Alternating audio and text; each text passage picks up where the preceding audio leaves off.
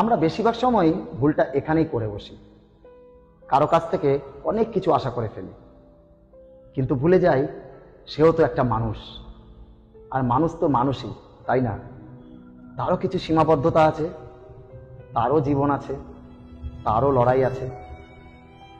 সে যদি কোনো কারণে আমাদের আশানুরূপ না হতে পারে, তখন আমরা ভেঙে পড়ি, কষ্ট পাই, আবার কখনো কখনো মনও ভেঙে যায়।